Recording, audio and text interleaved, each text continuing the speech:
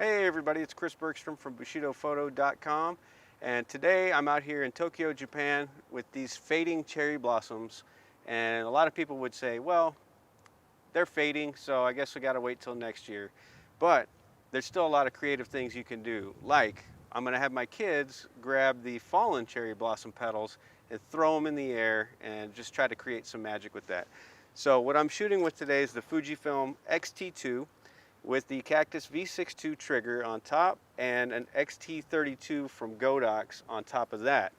And this is so that I can get high speed sync with the Fujifilm system until Godox finally comes out with a native trigger for Fuji. But until then, this is what we're stuck with.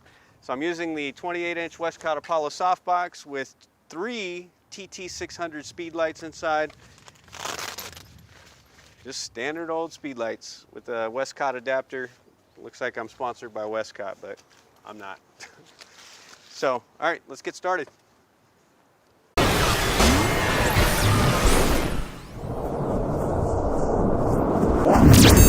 All right, so my camera settings today, I'm at 1/8,000th of a second at f2.8 and ISO 200.